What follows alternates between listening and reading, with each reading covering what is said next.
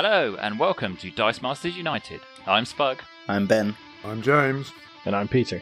Coming up in this episode.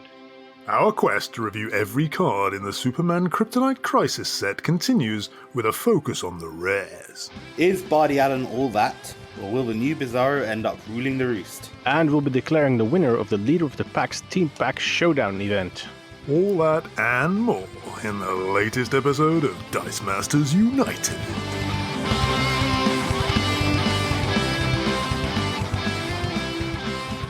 Okay, well, welcome back, everybody. It's good to have your company as we continue. Well, the main event in this particular episode is going to be our review. What are you doing, James? Sorry, I touched something. I'm so sorry. I was about to say we'll be continuing our review of every card in the Superman Kryptonite Crisis set. It would appear as if James has got rather fixated on the idea that he wants some sound effects to play if we're taking too long. And he's already jumping the gun, and his fingers are pressing things that they shouldn't be pressing. Oh my God, it's back! Jesus Christ! I think the app is full of ads. I'm so sorry. Yes, we are not actually sponsored by a major shampoo manufacturer or whatever it is that James's phone might be channeling. I'm afraid to actually look what it was. Do carry on. Sorry, this is supposed to speed things up rather than slow them down. Let's get into it. This is not speeding things up at all. Yeah, well, if you've been with us for the last two episodes, you would have heard us review every card in the commons, every card in the uncommons from the latest Superman Kryptonite Crisis set. Tonight, we're going to be doing the rares, our yellow striped friends, and there are some good ones here, particularly at the beginning. But without any further ado, shall we get straight into it? And Ben, do you want to go first with Anti-Monitor? Yes, sure. Anti-Monitor, vanquishing the crime syndicate, a 6-cost fist, 155-266-277, has regenerate. When Anti-Monitor attacks, you may spend any number of fists. For each that you do, give 2 target character dice plus 1 attack. I like the fact that it has a good stat line and it's probably going to be impossible to get rid of. Yeah. With the regenerate, very difficult. I also like that you can kind of divvy up how the attack stats are. Paying 1 fist for 2 pump is good. Yeah. I don't like that it happens as it attacks rather than after your opponent declare blockers, because that could be some shenanigans.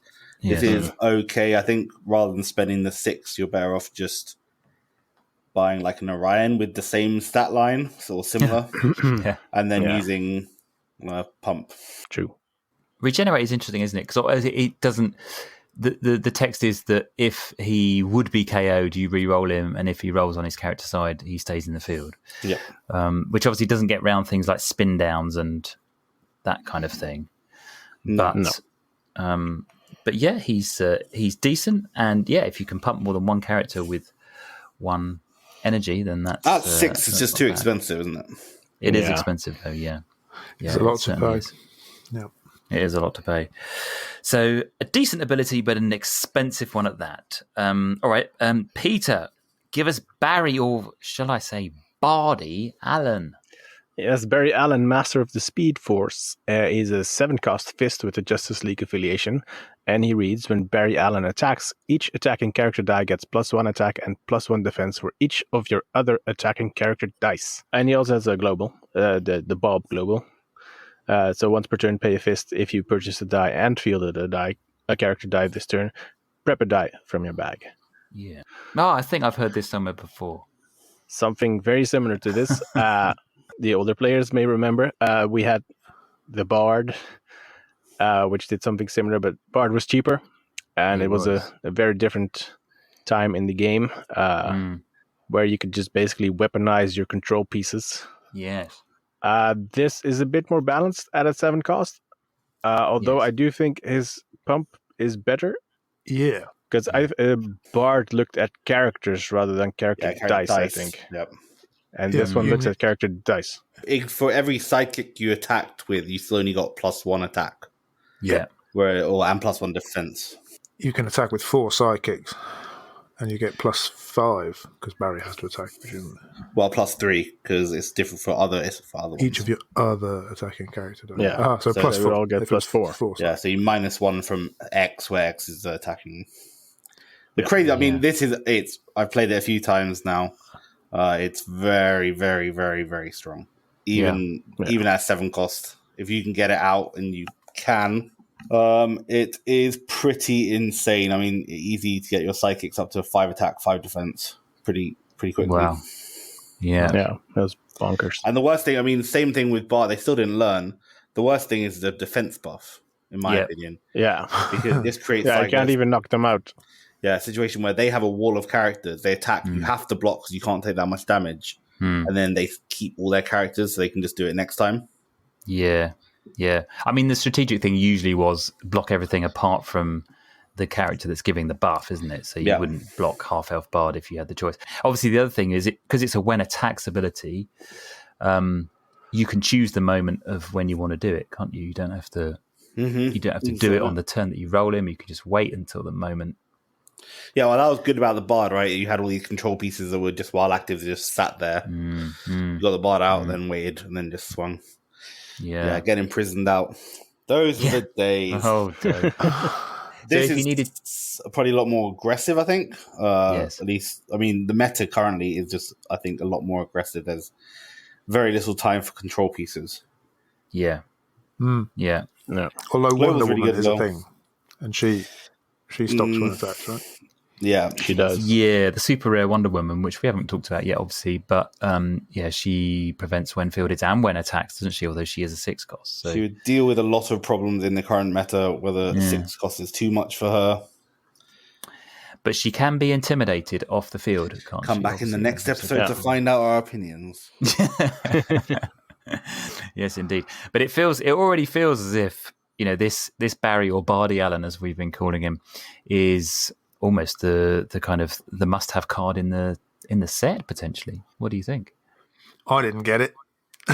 Oh, I don't know if it is it's definitely really good, but I don't know. I think it's the best card in the game. I haven't played around with it. Best card in the game. In the game, there it is. I said it. Is it better than Becky? No, okay. In modern. Oh, okay. Put that caveat on there. I think it's It's definitely one of the best cards. From the testing I've done, it's either this or Master Mold, and I don't like tokens. So, and actually, why not both? Both. I literally was okay. Anyway, never mind. I wasn't playing a team with both of them on it today. And obviously that global is actually pretty interesting too. The one that enables you to prep if you've purchased the die and fielded a character. Ooh, we've talked about it before with the Bob ramp. You can see it in action on the video that James and Ben recorded. We'll put a link in the show notes. But it is an interesting sort of stipulation that you normally the prep globals are just play a fist and prep, but this requires you to have done a couple of other things first. But it's stuff you want to do anyway. That's why I like it so much. You want to feel characters. You want to buy characters. Yeah, it's good. So there we go. We have already had about 8 minutes in the best card in the game. So I don't know where we go from here. We can skip the rest. Yeah. So Peter, I'm just going to go. Okay, well, James, we'll come to you then. It's a bit of a case of after the Lord Mayor's show, but we'll come to you for the bat signal. The bat signal is Super Carbon Arc Filaments. It's a 2-cost shield. It says roll a die from your bag. If Batman is active, roll an additional die from your bag. If Robin is active, prep a die from your bag. That's quite good. But it has a global. It's quite important. Pay a mask. Re-roll target villain character die. Interesting. Interesting indeed. The global is similar to the one that used to be on Magneto from AVX? I can't remember. AVX, yes, it was, yeah. But it differs in some small details, and I forget exactly how it is. Let me just, if I get... Well, the globals are really good, but can we talk about the action itself? I've tried to use it a couple of times. Go on, yeah, talk about the action itself. I don't particularly like rolling dice from my bag normally. but it's okay. I managed to do it and get Robin out, roll a die, and then prep a die. I find that okay. Getting the Batman out is probably too much, but it's not a bad action to have as some ramp for your turn. Just not in current modern. I think is too fast for it. I mean, you can get Robin out pretty easily, can't you? Yeah. You can get him for 2, can't you? I think in this 2. set. And then he has an ability which makes him a 1 as well. So you could get a nice bit of ramp. The previous Magneto, James, from AVX, just said pay mask to re-roll a villain die, so it's effectively the same. Just worded differently. It's not, though, because you can't target things in your reserve pool unless it states that you can. Their characters Right. The new wording says target, and the old one it didn't. And the old one was ruled to say that you could re-roll both in your field and in your reserve pool, whereas this one presumably can only target things in the field. Of course you are right, James. Yes. I'm surprised they reprinted Global like this. Yeah. A bit like Parallax Global, because yeah, really it is. But there's lots of good villains. There is Master Mold that we talked about. I will say that there's maybe fewer villains than there used to be because they're using other affiliations. Something I've noticed. I haven't got the stats, obviously, but they have stuff like the Hand for Typhoid Mary, and Black Order for the Thanos stuff, and the Bridge of Doom or whatever it is. What is it? Yeah. Legion of things. Legion. Yeah. Legion of Doom. So a lot of the stuff that you might think it would re-roll, it turns out when you actually look closely, it doesn't. But certainly Master Mold is a good target. But it's still going to pick up things like Doomsday and General Zod and Master Mold and some Dark of these Phoenix. things. Dark Phoenix, yeah. I think one of the interesting things could be using it to, if you use Villainous Pact, for example. Yeah. They want to have villains in their field so they can protect themselves, right? So you can then roll out their villains so they have less blockers. Another thing, Kang as well is a 3-cost, which suffers to this. The other thing is you can make stuff villains with Ebony Maw Global. You can, yeah. So it's a bit expensive. I think it's a fist and a mask. So you have to pay fist, mask, and a mask. But basically you can roll anything. Isn't there a healer? Hella Global that does the same thing. Fist mask is the same. Yeah. Oh, yeah. Okay. But then, the problem with that is your opponent can do it back to you. Yes, exactly. Which makes it a bit... It's a surprise. It's very wonky global. But that's why you bring global tax. Don't encourage people. No. I'm sure people can mess with this. There are no good when fielded villains, are there, really? So I suppose Master Mold. I suppose you could do that on your own Master Mold. Yeah. But then you can roll it back in. Yeah, exactly. It's better to KO him. It's better to KO him, exactly, because then he generates a token. Unless you have the rare Rocket that has Awaken roll character or something. Wow, that's convoluted. So you re-roll him from the field using a mask. People did it with Awaken Rocket. It's not Parallax, is it? Yeah, Parallax did it with Parallax, though. Yeah, Parallax was broken. Yeah, Parallax, you could roll a number of dice instead of just the one, and it would just only cost you the one energy, so it was so much more efficient. And you had more energy at your disposal back in those days. Yeah, that's true. You did. But it's a little 2-cost die. I think this back signal is not. It's going to get some play, I reckon. Yeah. We should. Yeah, I do as well. For sure. Okay, Ben, it's back to you, and now it's Batman. Legend of the Dark Knight. Should have done the voice, huh? 5-cost fist. Bat Family's super team, Superman and Justice League character. Has the Batman Global, which is pay 2 masks. Each player may field up to 2 psychic character dice, which is interesting, if not a bit expensive. Has expensive Batman stats, and then also has, while Batman is active, when one of your character dice is KO'd, deal 1 damage to target player and 1 damage to target character die. Which is a kind of interesting version of Retaliation. Yeah. And can be useful, especially when we have the Dark Phoenix Global to trigger when KO'd effects pretty quickly and efficiently. Yeah. Yep. Could be a really handy form of removal if you just KO a couple of sidekicks using Dark Phoenix Global. Yep. You get rid of Or you could KO Harley. Was it last time that we mentioned Harley? Yeah. Maybe the time before. No, it was it? Okay.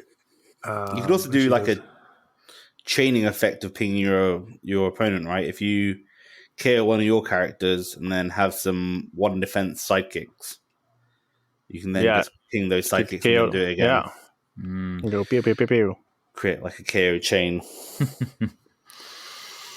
Yeah, it could add up pretty quickly. Pretty good stuff. Yeah, maybe a good one to use with the bat signal. Yeah. If you want a Batman out. Yeah, because he's interesting. I mean, obviously you're going to want to keep a field, and somehow you're going to want to keep some sidekicks or stuff that you don't mind KOing. Maybe a collector global that brings in some sidekicks. Well, I mean, he has his own global. Oh, of course he does. Apologies. Yeah. He has silly of me. Bring sidekicks. So it works perfectly. It's good. I like it when the global is useful for the ability. Yeah.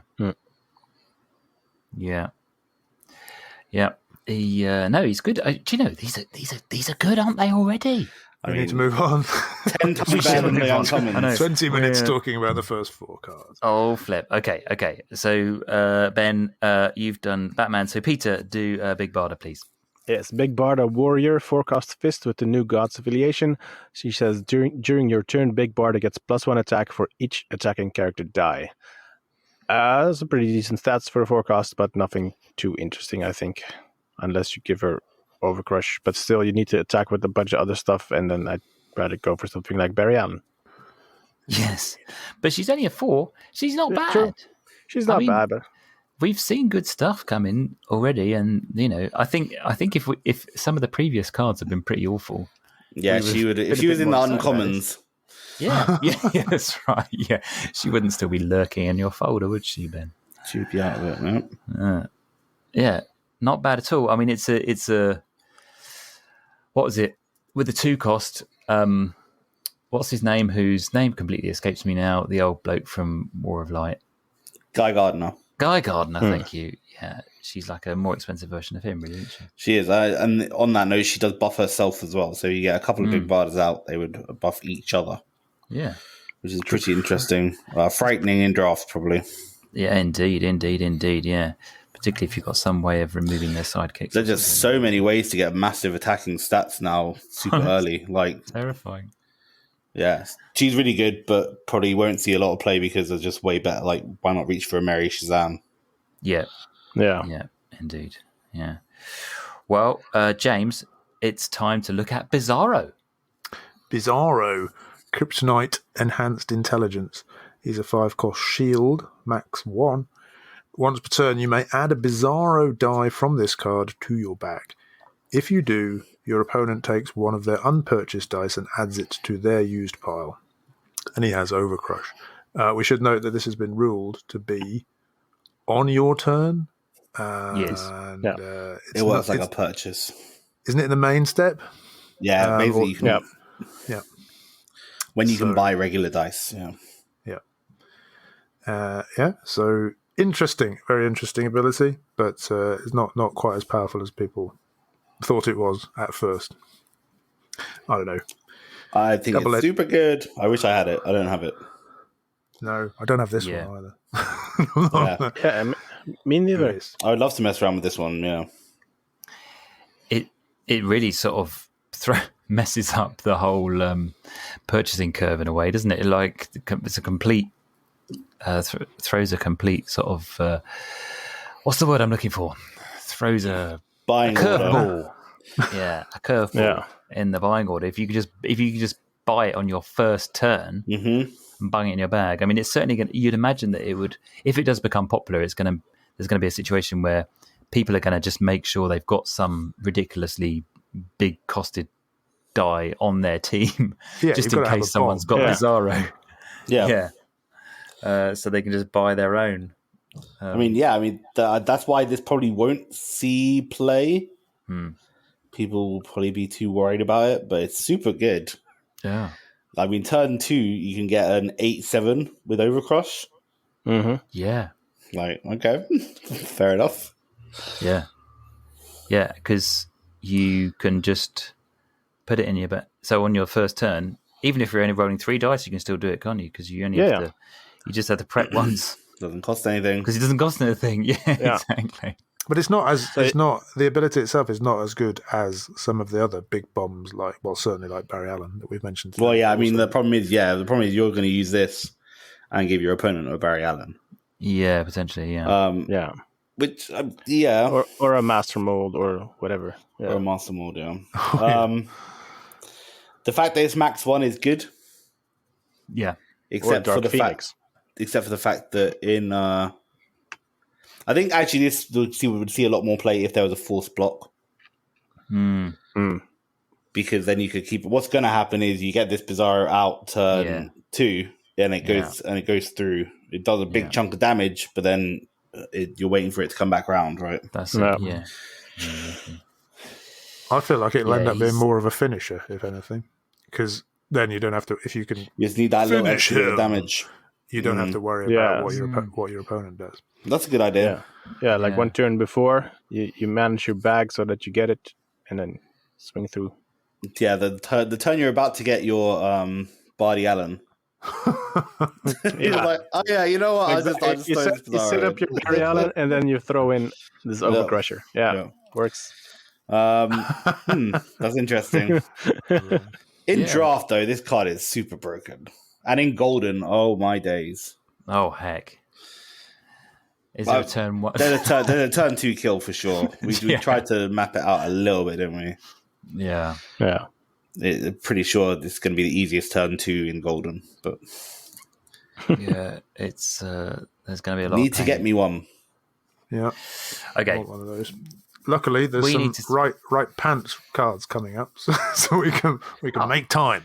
Catch up, yes. Goodo. Well, okay, well, in that case, Ben, Blue Beetle. Close combat expert, the 4-cost Bolt Teen Titan. Has fast, which is okay. Prevent damage from range dealt to Blue Beetle, which is okay. And the same ability, basically, as he had on the uncommon, except fast instead of range 1. Yeah. Yeah. I like fast, but not on this dive. Nah, not for a 4-cost, and not with these not very good stats. Next, Peter. Yes, we have Booster Gold, a Legion Flight Ring. He says, when fielded, you can swap an action die in your reserve pool with an action die in your prep area or used pile and put the new die on the same face as the one that started in the reserve pool. Interesting ability. Kind of fun. It gonna be hard to line up, but it could catch people by surprise. Yeah. Because you could just buy something and then, whoop, I have this now. Yeah. Especially when we have a 1-cost action in the meta with pizza. Yes. You can easily get those into circulation early to maybe fix your bag or something. I'm sure you could work this out so you have the right amount of energy. But then what action are you going to have that's going to be game winning? Well, I mean, living the dream could potentially be, couldn't it, at the right time? or the one James likes. No, the buff one. Frontline, of course. Yeah. Or Hellfire Gala. Ooh. Yes. I think you need to have bought this action, though. So yeah. You do. And, why wouldn't you just buy that gold? Yeah. Why wouldn't you just buy the action in the first place? True, yeah. It's not going to be that much of a surprise, is it? You can buy it on the turn that you're fielding boosters. Yeah, I get that. But you're also paying then one or two to field booster gold. So... And you've already paid 4 for the booster gold. What I'm saying is you've paid 4 for the booster gold. Why would you not just use that 4 towards the action you're going to buy? Just the shenanigans and surprise value and nothing else, really. Yeah. Moving on. Yeah, I wish this ability was on like a 2-cost. That'd be good. Yeah, that would be amazing. I feel like we said that about the previous booster gold. Yeah. Yeah, and if we had bacon, we could make bacon and eggs. All right, so James, Brainiac, please. Brainiac 5... Coluan Prodigy, 5-cost mask. While Brainiac 5 is active, your active character dice gain range 1 if they didn't already have range. And he also has Energize, gain 1 life. It's all right, isn't it? I suppose. I mean, but you've got the Shazam, which costs 2 more and gives everything range 2, which is a lot more scary. And even has better stats and better fielding. Brainiac's fielding's just appalling, isn't it? 1, 2, 3. Yeah. It's fine. It's a good ability if it wasn't outshone by Shazam. I do like that they were a bit unsure about how good it was, and were just like, you know what, we're giving energized ability. Well, that'll make up for it. It's obviously the Venerable Dreadnought, which was good, never quite as good as we wanted it to be, I don't think. And only cost mostly 4. because of mostly because of the Black Widow that prevented the. Yeah, but still Mystique now. Yeah.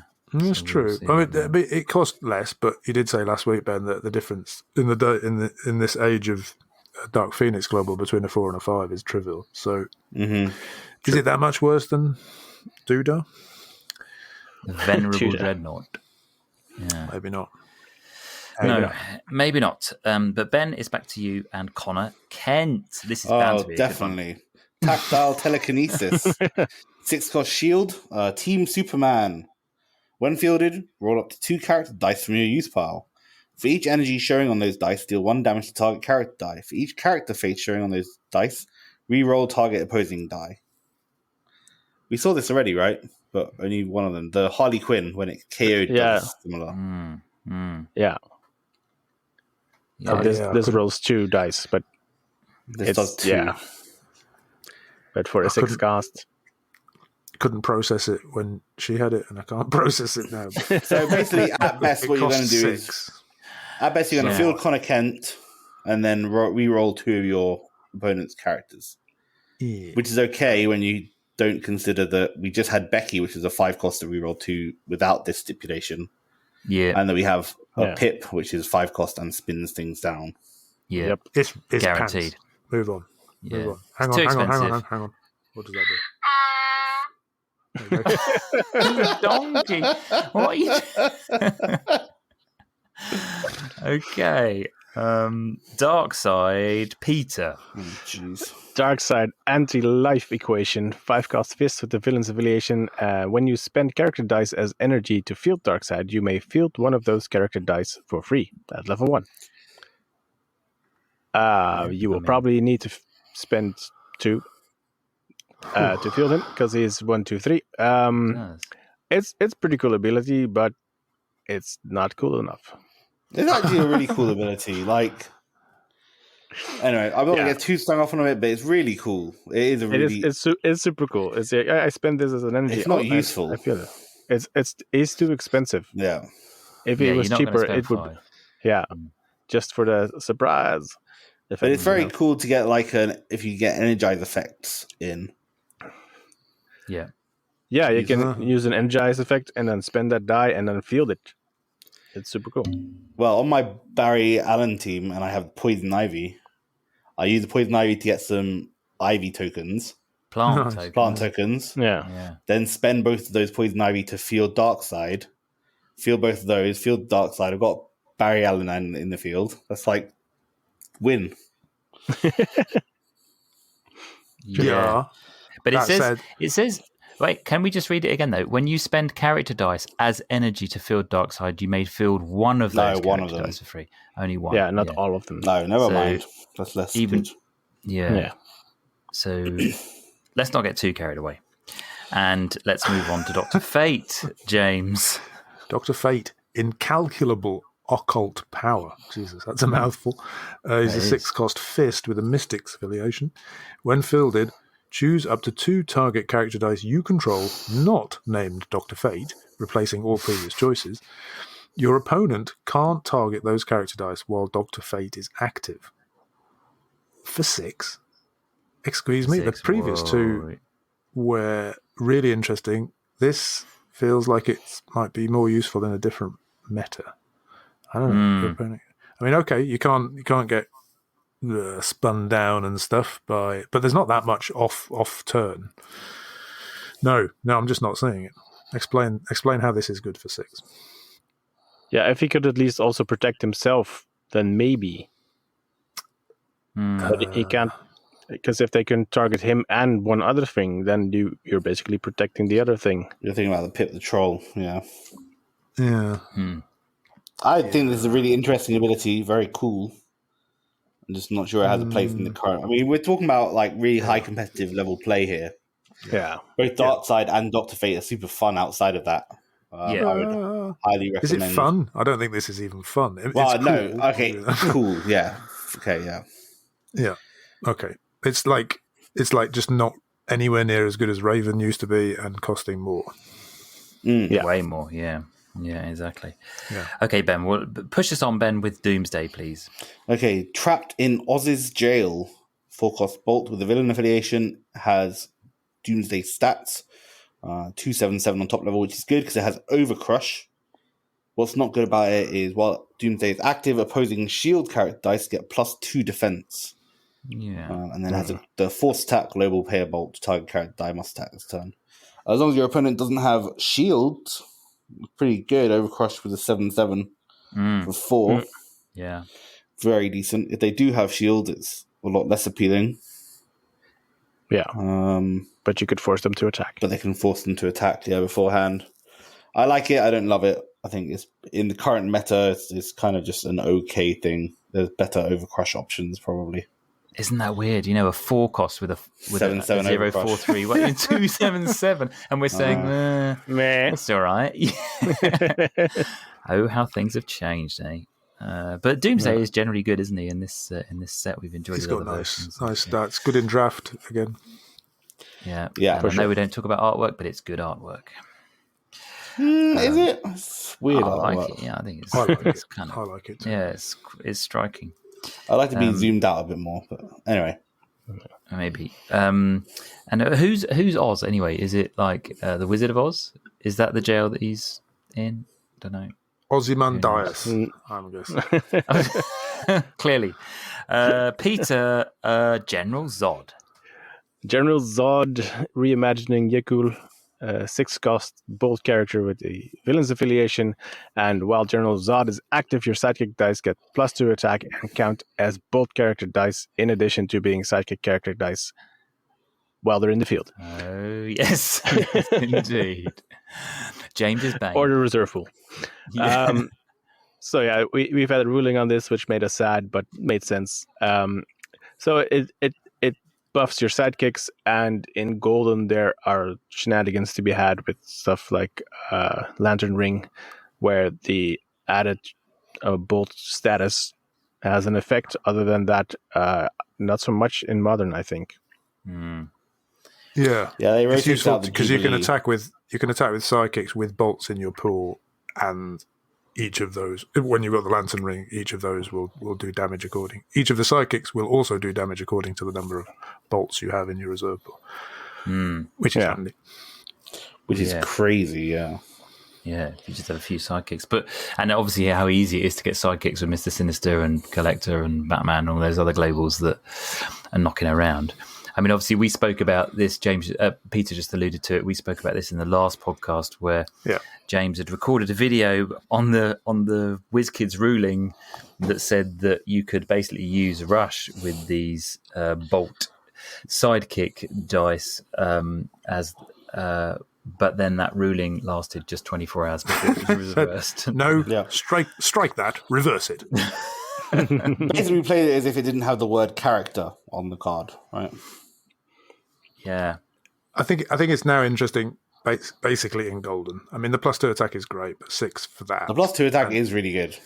For sure, it is, no question. But to pay 6 for it, I suspect you can get there in other ways. And there's also stuff apart from Lantern Ring. There's stuff like Pyro, I think, which is about Bolt characters doing something or other, and when fielded, deal damage equal to the number of Bolt characters you have. Yeah. There you go. And Firefly, I think, is another one, something similar. There's the Jubilees that just got rotated out from X-Men Forever as well. Oh, that will do stuff with the bolts. Yeah. So good in Golden, maybe not so exciting in Modern. I'm looking forward to when they reprint this with the correct thing. Yes, please. And hopefully they do that before Rush. Yeah. Let's move on to Green Kryptonite, shall we, James? Green Kryptonite, Fatal Radiation, 3-cost Bolt. target character die can't block until end of turn. If that die is KO'd this turn, send it to the used pile and on the double burst. Also, prep a die from your bag. I would like to see a good Kryptonite. I don't think it's going to happen in this set. So no.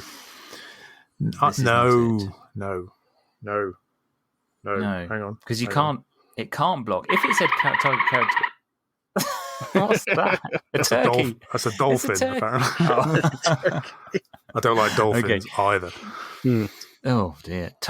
If it said target character die must block, then in conjunction with the if that die is KO'd thing, that might make it a bit more interesting. Yeah, that would make more sense. But you can't really knock it out. I don't know how you're going to knock it out unless you've got some clever way of removing it with range or something like that. Yeah. There are a few ways. Yeah, if you have a range team, I think it's a cool ability. I like the vulnerability better, probably. Next. Well, Ben Harley Quinn. Cuckoo for incarceration. 4-cost mask. Has a Harley Quinn stat line like normal. When Harley Quinn is KO'd by combat damage, put a stun token on any opposing character card. This is okay. Difficult to kind of trigger at will. Yes. Yeah. There are a lot of big meanies attacking all the time, so I suppose having this as a deterrent, maybe for a Master Multi, I don't know. It's okay. Yeah. Stun tokens are useful, but they're easy to get around. Yeah, they're not that annoying, are they? They're just irritating rather than game breaking. I mean, whenever it says KO'd by combat damage on any card, it's just like, why is it not just a straight when KO'd ability? Yes, exactly. It would be so much better.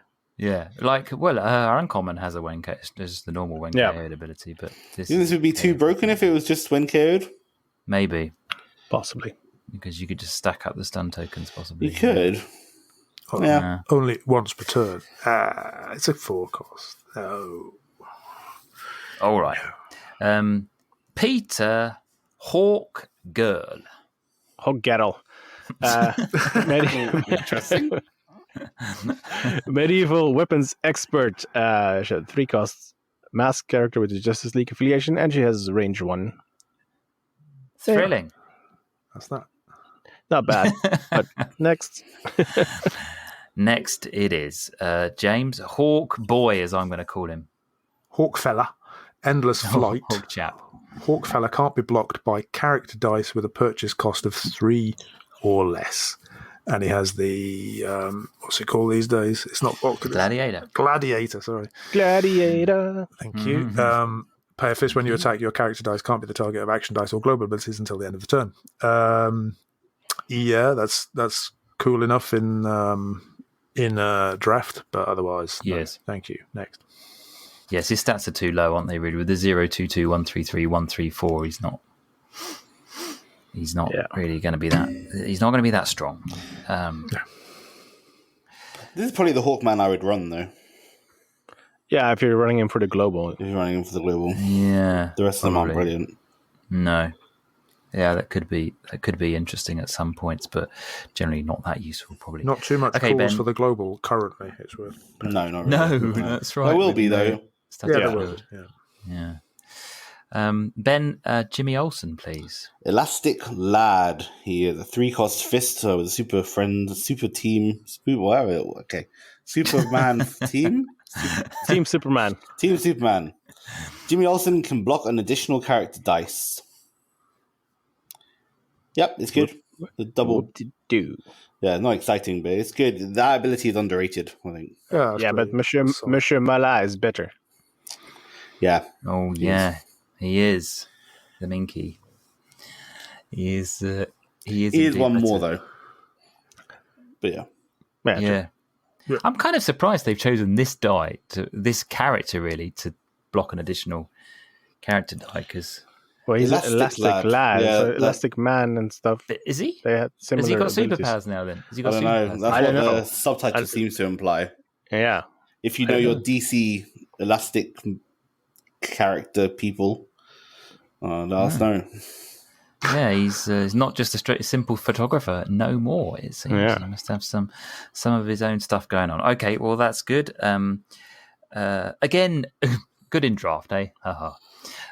But let's push on with. I was going to say the Joker. It's not the Joker. It's No, Jonathan Kent. Yeah. Noble values, I'll do it. 6-cost shield. I can feel a sound effect coming on already. Energize, draw, and roll 2. Oh my good God.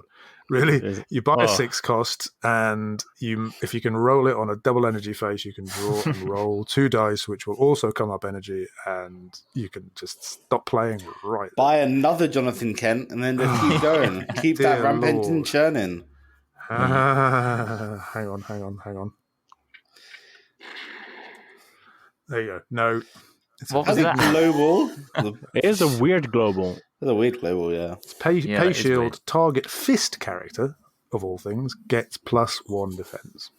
That's very peculiar. Why?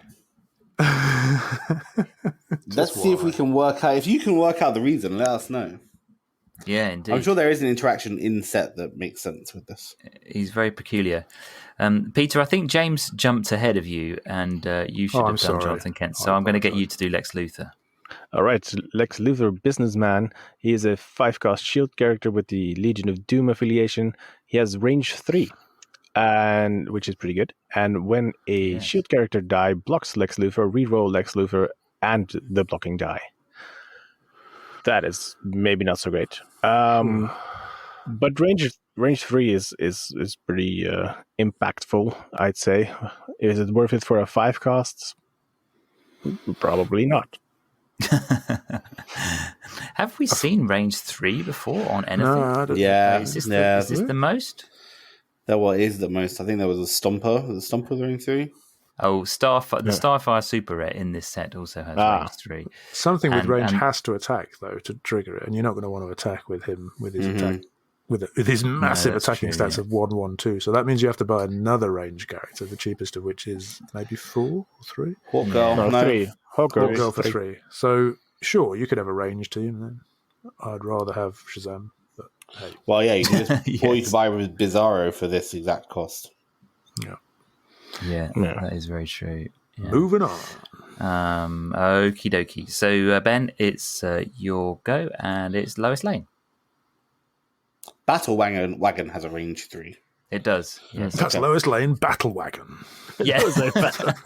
Battle Axe. Lois Lane Author X, has a 3-cost fist with Team Superman. When fielded, up to 1 target character die can block this turn. Can't. Yeah. Can't. Sorry, that doesn't make sense otherwise. When fielded, up to 1 target character die can't block this turn. If you targeted a character die with this ability, Lois Lane can't attack this turn. Sure, I think I'd rather use the green kryptonite myself to stop blockers. Oh, yeah. Yeah, that would be better. I mean, you might as well just use the global, mightn't you? There is a global that basically does exactly the same thing. Pay a fist. I think but that's a stipulation, no? They can pay a life to get out of it, wasn't it? That's on the front line. Front line. Yeah. They can pay a life to get around it, whereas this one they can't. Oh, yeah, that's true. Yeah. I like the fact that she's 0/0/0 fielding cost with a when fielded ability. Yes. True. So she could be some early game Dark Phoenix fodder. But as we discussed last time, I kind of like the uncommon for that. Unless you prep a die. She preps a die, yeah. Which might be good if your win con is something specific, which they have a counter to, like overcrushing stuff. Mm-hmm. Yeah, I mean, you could stop Poison Ivy from blocking. Yeah, yes, sure. For example. Then I would rather use green kryptonite if I was worried about that, because that gives you some other stuff. True. Although characters are more repeatable than actions, so who knows? That's true, and they also act as blocking fodder, of course. But this is not particularly exciting, is it? So, Peter, why don't we move on to Mary Shazam? Mary Shazam Super Buddies, 5-cost bolt character that does not have the Team Superman affiliation, even though she's a super buddy. She has the Mystics affiliation. And when fielded, deal 3 damage to target character die, and the next Shazam die you purchase costs 3 less. I mean, the 3 damage is not super impressive. The 3 discount on a Shazam die is decent, but still, because you need the 5 cost, and then you get the 3 discount, and you need to pay 2 to field her, probably. Nah. Yeah, I pulled this out of my binder, inspired by Ben. I don't know. I quite fancy a 3 discount feels good. I quite fancy a 3 discount plus a bit of Dark Phoenix Global. Pick up a Penguin for 2. I know you have to buy her for 5, and the 3 damage is not useless. And she's got the stats once you've then cleared the field with Shazam's range. She's a big body for you. Yeah, I think if you have a spare space on your Shazam team, you can do worse than Mary Shazam. If you think about turn 3 theory, if your aim is to get Shazam on turn 3, this might not be a bad pickup on turn 2 if you can prep over using Dark Phoenix or something. Yeah. Yeah, that wouldn't be. Step along the way. I actually watched Shazam yesterday, finally, the one superhero film I hadn't seen. And to my surprise, I quite enjoyed it. It's good fun, isn't it? It was. I watched Birds of Prey, incidentally, and that was god awful. I stopped after about 20 minutes of that. But anyway, I think this has a place. It has a place in casual, definitely. Yeah, it sure does. Yep. James, Mr. Mind. Mr. Mine. He was in it as well.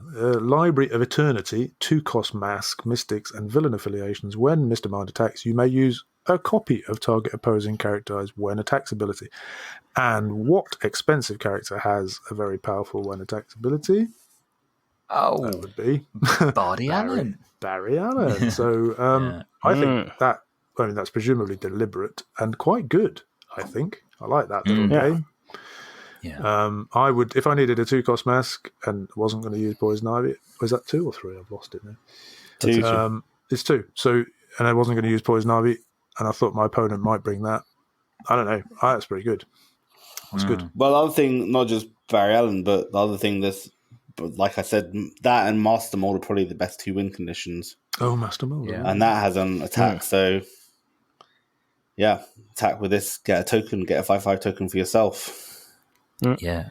And you've also got Rare Spider-Man, of course, when attacks. Spider-Man's good. To spin down stuff. Yeah. Useful little buggy. And if you play the Rare Bizarro, you can trick them into getting the Barry Allen out, and then you play this and steal the ability. That's brilliant. That's actually not that bad an idea. Yeah. They never saw that coming. I mean, the only problem is you're going to die maybe before. Maybe. Wow. You can always hope they whiff. I also hate his stats. Yeah. Oh, yeah. The That's 2-1-1 so on level 3 disgusting. is horrific, isn't it? Yeah. But that's a really playable card and the most playable Mr. Mind card. For sure. If you're for sure a fan of the weird buggy thing. Anthropomorphic poo. Yep. Right. Yes. On that note, Ben, it's your go, and it's Monsieur Mala. Mr. Minky. Superior Business Management. He's a 4-cost fist with a villain affiliation 022023245, which is okay. Monsieur Mala can block an additional character die, which was on the Jimmy, which is pretty good. Yeah. And then it also has the Monsieur Mala's ability, which is while Monsieur Mala is active, at least one opposing character die must attack each turn. Definitely have this one out of my binder. I'm still a little bit undecided whether the 3-cost uncommon is better with the second ability. I do like the double blocking because I think that is very useful, especially when you're forcing your opponent to attack with stuff. Mm-hmm. But yeah, no, I like how disruptive that is. I think probably the meta isn't right for him because it is a very aggressive meta. Yeah. It doesn't have a lot of wild active effects that you kind of want to mess around with. But I think this is definitely useful. Yeah. Yeah, he could be interesting, but maybe his time has not yet come. Yeah, the problem is you have so many also just ways to make sidekicks. So Mr. Sinister, like it's easy to get a sidekick out every turn that you can attack with. Yeah. Not so good. All right, well, Peter, let's move on, shall we, to our old friend, the one machine attack construct, I think, if I remember correctly from last Something time. like that, yeah. OMAC, Kevin Coe. He's a 4-cost fist, and he has range 1 and overcrush. His stats are a bit lackluster, though. He's a 133, 133, 255. So no, we didn't like the Doomsday with 7/7 overcross for 4. Yeah, that's right. But this one has also has range 1. So well, there's that. Yeah, I don't think that really makes up for it, does it? Okay, James Orion. Mother Box, 5-cost bolt with a New Gods affiliation, max 3 for what it's worth. While Orion is active, all of your New Gods characters have range 2. And he has a global pay a fist spin target character die up 1 level. That's fine on a New Gods team. I'm not quite sure how many New Gods there are, but... Not 3. many. 3. Excellent. I think I'll probably be sticking with Shazam, not meaning to repeat myself, but yeah, sure. It's okay. But I'd rather have his 3-cost, and for the range, I'd rather have Shazam. Yeah. I don't think that's far wrong. Well, there's only 2 in Modern as well. Yeah, in Modern, there's only 2. But if you get enough big barders out who buff themselves, they give them more range too. Yeah. Ton of barders. Yeah, okay. Sure. Yeah. Barder Rush, maybe. All right, Ben, Parademon, please. Programmed to serve. 3-cost bolt, villain affiliation. Has Swarm. Has energized target character die, gets +1 attack. Has the weedy Parademon stats 021, 022, 132. Swarm for 3 costs. Never been that much of a fan of it. No. A bit lackluster, really. The energize is fine. It's strictly better than the uncommon, though, because that only has the Swarm for the same cost. Yes. Fair enough. Otherwise, pants. But still not grand. Parasite is up next, and Peter, it's over to you. Parasite Secret Society, 3-cost bolt with the Legion of Doom affiliation. While Parasite is active, opposing shield character dice get -1 attack and -1 defense. It's pretty specific. That is, once again, very specific. Not very meta-relevant, I believe. It's the shield obsession. Yeah, what's with the shields, people? Well, it's because of all the Team Supermen are shields. And Parasite Not hates all them. of them. Well, the ones that some of them are count. fists. Yeah. No, the ones that might be KO'd by this. Well, yes, that's true. But are fists. The Superman, the Connor Kent, and Jonathan Kent, the ones are all Superman, are all shields. Yeah. Which is the thematic reasoning behind this. I mean, making them -1 and -1 is pointless. Is like virtually not worth bothering, is it? Not unless you can get rid of sidekicks. Yeah, exactly. So, James, move us on, will you, with the Poison Ivy? Poison Ivy pushed too far.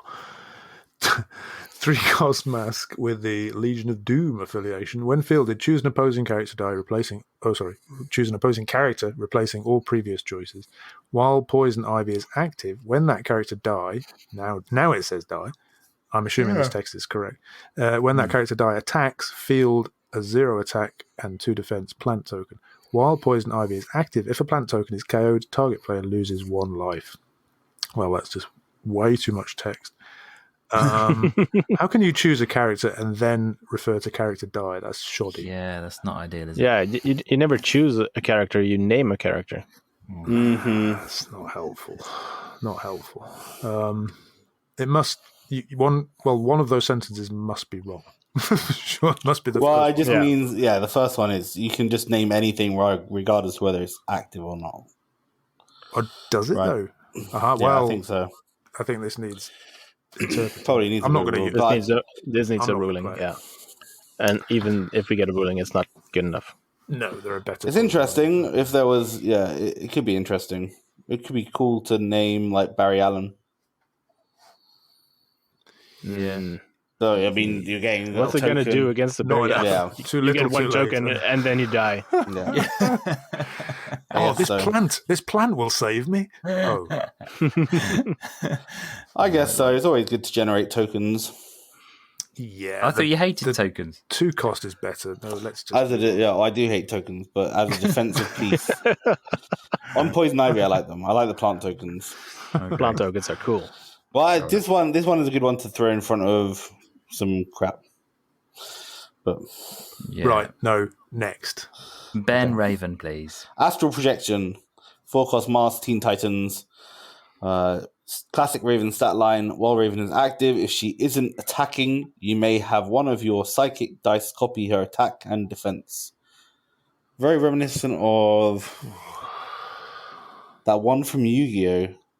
Sangi the Clown, is that what it's called? Oh, wow. Yeah, that's taking us Saggy, back. I think. Saggy the Clown. Saggy, yeah. What a guy. This is okay, but like, who cares if your psychic has 1-3 or 2-4 or 3-5? I mean, all right, fine. Yeah. It's not great. Not really. Not for a 4-cost. No. So let's move on to Robin, shall we, Peter? Yes, Robin under Batman's wing, 3-cost shield with the Teen Titans and Batman family affiliation. While Robin is on your team, Batman gains a Recruit Robin. So this is pretty cool. And the global. And the global pay a mask. The first character you field this turn is free to field. Yeah. Nothing to sneeze at. That's a different energy as well. Might be worth a different energy than the Jimmy. So it's pretty cool that he has a while on your team ability. Because he doesn't need to be active or anything. Just you need him on your team, and then Batman can recruit Robins, which is very thematical. How does recruit work? I think if that character deals combat damage to your opponent, you can field one of those recruited dice from your used or prep. Yeah, sounds good. Okay, it's not. It is. It sounds good, but it's not good. Sounds correct. I mean, if you ever get a Batman through, and you're with a Robin in your use pile, well, let me know. Yeah. I know, because what has Batman got as a global? Oh, the one that fields sidekicks. Well, just who? I mean, whatever. Okay. I think the fact that you can pay a mask for the global, I quite like the that. Global is good. That is the super rare is way better. I wish I had super rare. Super rare is good, but that's next time. No, don't get ahead of yourself, Ben. James, can you give us Shazam, please? Oh, I got it. I lined that up nicely. Shazam, the wizard's successor, 7-cost mask. Speaking of masks. With the Mystics and Justice League affiliations. While Shazam is active, your character dice have range 2. And he has nice beefy stats, but he costs 3 to field on the top face. But, there's always Robin. Robin Global. Yep. Yeah. I don't think... Did I get this one? I think maybe I did get this one. Yeah, I didn't get the earlier ones. Didn't get Bardy Allen, but I did get this. And I watched the film. So I'm all Shazammed up at the moment. I even know, nice. I have some inkling at least, who Mary Shazam is. So that's progress since the day before yesterday.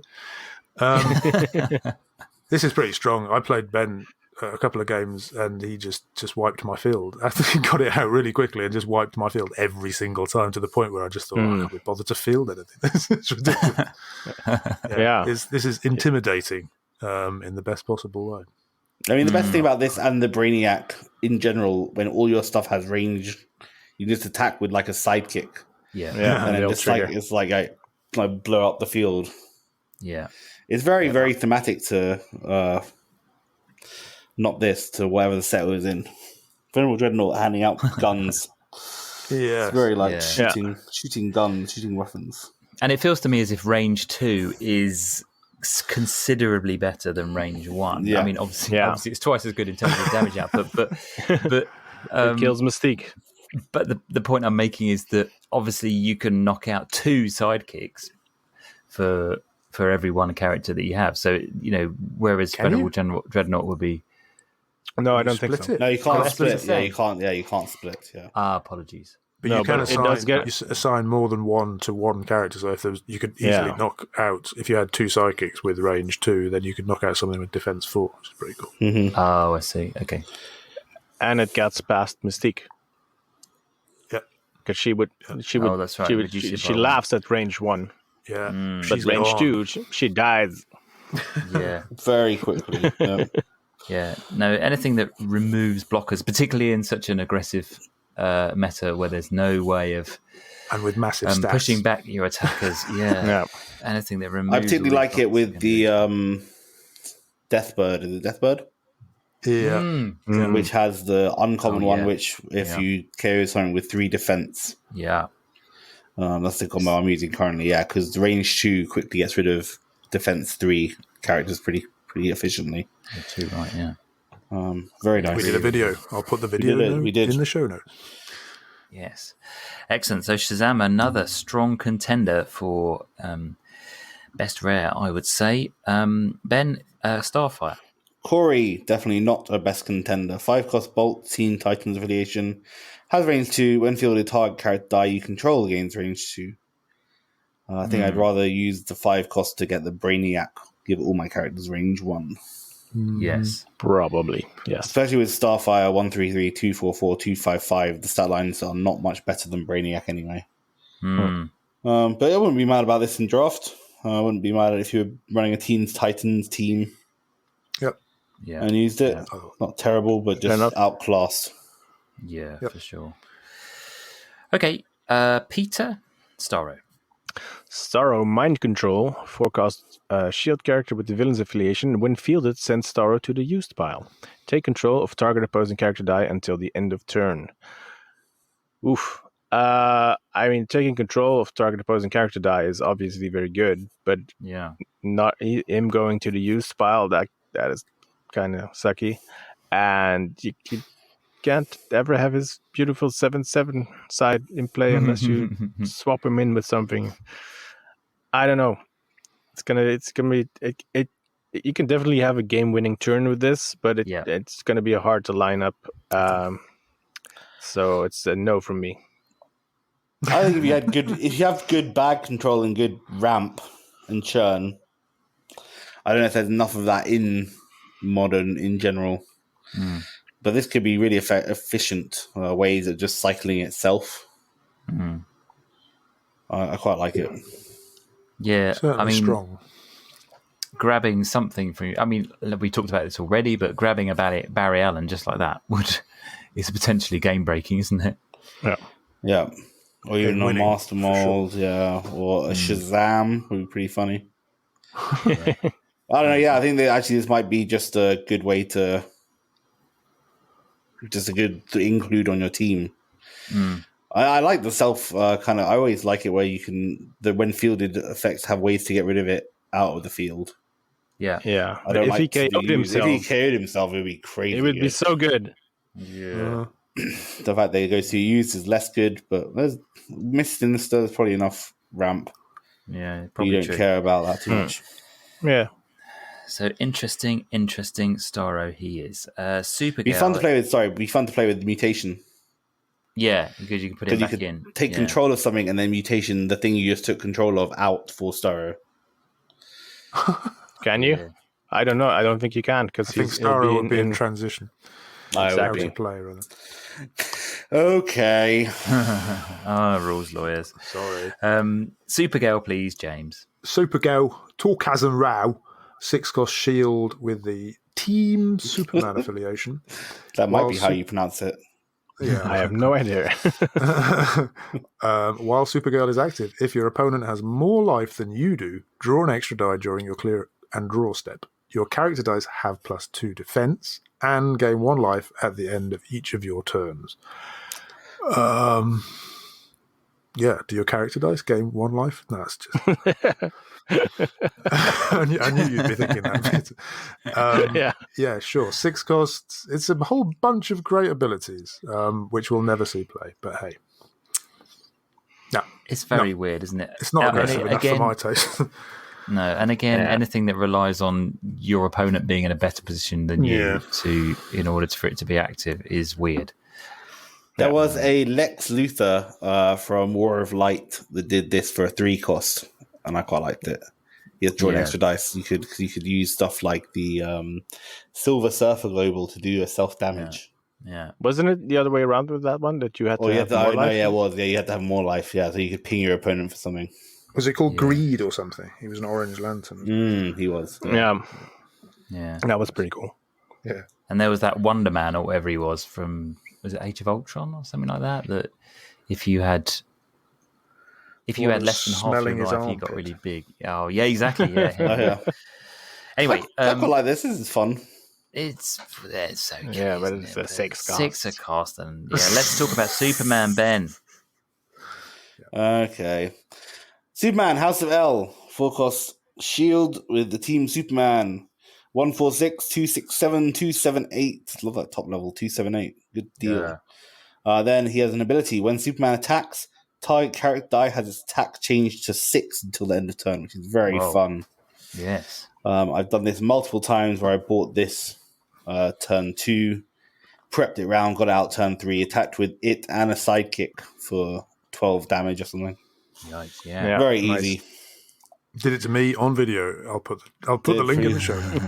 I've done it multiple times. It's pretty efficient. And then even then, just giving a psychic plus, making a psychic 6 attack is just very fun. Certainly is. And also, you used it, I think, in conjunction with that storm that makes something with an attack of 3 or less unblockable. You could. We're not sure whether that actually works. No, it does. Yeah, it does. It definitely does. Yeah. The storm is when you field it. It's. I didn't use it. I used that with the Dr. Fate. But you could use the same thing where if you field storm, you can make a psychic, for example, unblockable for the rest of the turn. Then attack with Superman. Then change the psychic to 6 attack. It would definitely work. Right. Okay. I like this a lot. It's not quite as strong as I wanted it to be, I don't think. I think there's just so much aggressive stuff. But this is a very good thing. Very nice piece to have. A 4 cost is you can get multiple of them out pretty easily. Yep. And it makes Lex Luthor one to buy, which is quite fun as well. Because Lex Luthor has some decent stats. Mm-hmm. Yeah. And a 4 cost Superman is never a bad thing, is it? I know 278 for 4 is pretty good, and makes another thing 6 attack is pretty good as well. Yeah. Very, very good. Okay, well, Superman is thumbs up. Peter, Wally West. No, the Joker. Final dance. Oh, right. Yes. Thank you. Yeah. Every time I win, I spoke. Forecast shield character with the villain's affiliation. He says, when fielded, you may immediately KO the Joker. If you do, deal 1 damage to target sidekick character die and reroll target non-sidekick character die. And he has the global pay a mask once per turn during your turn. If you have no dice in your prep area, you may draw a die and place it in your prep area. So this I like because you get to KO him automatically. And if you do, it's not even a must. You can choose to. And if you do, you can take out a sidekick and potentially a non-sidekick character die. So this is a pretty decent removal, I'd say. Yes, it is. Very like Emily Moore. Yeah. Ebony Moore does something similar, doesn't it? Ebony Moore from Ebony Moore, yes. I thought you said Emily Moore. I was wondering. I thought you said Emily Moore. I thought, who's she? That's why I call the BBC or something. That's why I call Ebony Moore on the weekends when we're dressing up. Good old Emily. Yeah, no, it's pretty interesting. 4 cost, you get potentially removing 2 characters, aren't you, there for a 1 or 2 cost fielding, and you obviously get the chance to rinse and repeat the next turn. Maybe it's not Ebony Moore. What is the one that does something similar? I'll go on an investigation. Yeah, this is good. I don't like the fielding cost for all the defense. Although he KO'd himself. He has self KO, so it doesn't matter. He's all but right. the fielding would be nicer if it was a little lower, but still, it's decent. Yeah, it's going to be effectively a 1 on every face if you have the Jimmy or the Robin. Yeah. Which isn't awful for when fielded. Which isn't awful. How much is what energy type is the Jimmy global? If Robin Shield. It's a shield, okay. Yep. Yeah, which is stupid because Jimmy's a fist and it's a shield global, and Robin's a shield and it's a mask global. But never mind. Yeah, the Joker, another interesting one in a strong set of rare cards that we've been looking at so far. So let's move on to Wally West, shall we, James? Wally West. My dad's name was Wally, but not West. Was it? Cast into the Speed Force. 4-cost fist with the Teen Titan affiliation. When fielded, you may send Wally West to the use pile. If you do, deal X damage to target character die, where X is Wally West's attack. If it was to your opponent, I'd think about it. If it wasn't sent to used, I'd think about it. But as it stands, it's, I think, strictly worse than that what's his name that we just looked at, the Starr that we just looked at. I'd rather send Starr to use and take control of something than knock something out and send my own die to use. So not really. It's not terrible, but there are better things to buy. And with a 1/2/2 fielding, it's fairly pricey. It's a shame to lose his field presence. Although it does say you may send, unlike Starr, which is where you have to. Yeah, that's true. Okay, I mean, I'll point out that the Rocket Raccoon common has when fielded deal damage equal to Rocket Raccoon's attack. And he gets to hang target opposing character, and he's staying in the field. He is 2, 3, 4 attack, whereas this is 3, 4, 5 attack. But, and he costs less, right? And he costs 3 costs and is considerably less to field as well. Yeah, definitely. Rocket every time. All right, well, we're on to the final card, Ben, of this particular installment. So it's Wonder Woman. Yes, Wonder Woman, ambassador from Themyscira. He's a 4-cost mask, Justice League, and Team Superman. When Wonder Woman attacks, your character dice get +1 attack. Global, pay a mask, change the target of an action die that targets the character die to the character die of your choice. The global is okay-ish. It's useful in some instances. Whether any of those instances is particularly prevalent in the current meta, I don't know. Good stat line 033, 135, 257, particularly that top level. And I like the fact that, when Woman attacks, your character dice get +1 attack. We saw this ability on the one from the kind of replacement Bard from the next D&D set. Birdsong. That guy? Birdsong, thank you. Yeah. Oh, good one. He was okay. She's okay. There's been a Wonder Woman before that's done something similar, I suspect. It's not a bad ability, is it? No, especially if you can get multiple out, I suppose. Because when attacks, you can do multiple. Yep. Yeah. So you get 2 or 3 of the Wonder Woman's out, +2 attack, +3 attack. Could be decent. I like it. It's probably outclassed by other rares in this set.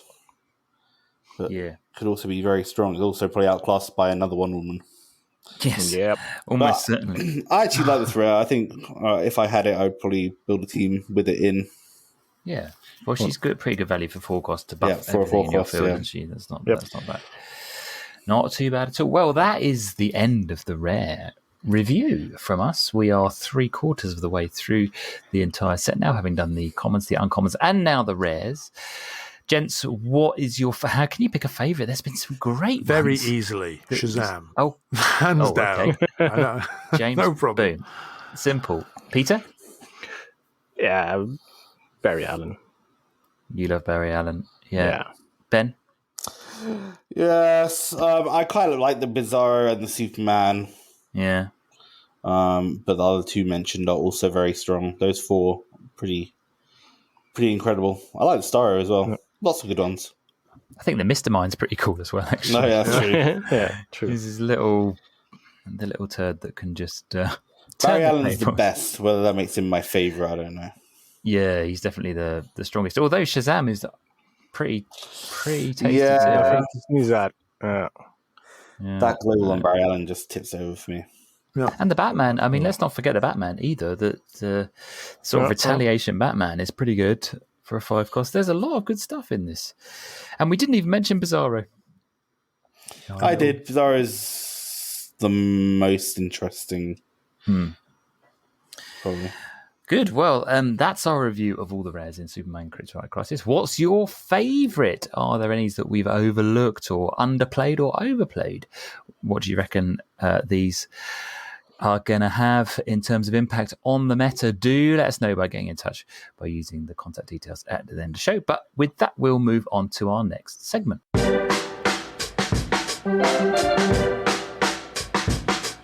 All right. Well, we have been tracking the last few weeks that leader of the packs Team Pack face-off event Peter, that you and Rob Pettifor from Breath Weapon X have been running, basically where you've been getting all the team packs and players have been playing them, and they've been fighting off to see which is the strongest of all the team packs that have been published in Dice Masters. And what do you have to report?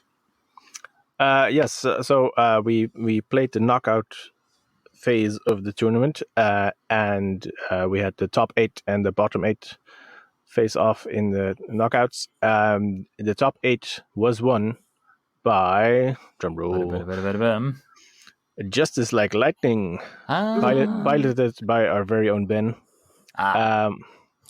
Yay! Yay! Yay! I mean, go yay. Ben! Yeah. And he beat what's it called? Maximum Carnage. Maximum Carnage. Yeah, in the finals. So that's pretty impressive. Most people were expecting Maximum Carnage to win, I think, because of Shriek. Shriek, yeah. But Justice Like Lightning had too many Shriek targets. Well, yeah, the Shriek. I mean, Shriek's very good. Also, Spider-Man: War of Heart is no slouch as a win condition, especially when you have the Captain America Psychic Making Global. Yep. Fortunately for me, Justice Like Lightning should have probably been a favorite because it has double the amount of cards everyone does because it has the flips. Oh yeah, which I think Nick pointed out. Yeah. So what were your MVPs, Ben? All of them. I bought every single one. I think my favorite was the Citizen V. Oh, right. 6 cost to save my life against Nick's team, which was the tag team rivals. Okay. Team pack, which gave all my characters +1 attack, +1 defense, which is quite a simple thing, but very useful. The Techno, which stopped me from being targeted, was good against distraction. Yeah. And then the big 2 were Ant-Man, and then, Meteorite, which your opponent can only attack with 2 things. Saved my life against Spider-Man. Right. But then, the main 2 were Ant-Man, which is unblockable when spun up. Yeah. And the Hawkeye, which has the Psychic Pinging Global, and then also when you field Hawkeye, you deal damage equal to his level. Oh, handy, yeah. Those 2 is kind of attack, combat damage, and then also pingy damage. It's very difficult to deal with for most people. Good. Oh, so if you can only buy one team pack in the entirety of Dice Masters, then that must be the one to buy, eh? It's really good. I mean, it is a really good. I was very impressed with all of them, and then there were some cards I left in the binder, which probably also you could have used instead. Yeah. Yeah, that's some pretty good synergy as well. Yeah, there it is. Yeah. Yeah. Well, and you got Atlas as well for the global. Which Atlas, cheap songbirds. Yeah. The Techno Global, which I didn't even use. The one that flips stuff to make sidekicks bolts. Yeah. Yep. Very good. All good stuff. So Justice Lightning is the leader of the pack. Well, say, the ruler sort of.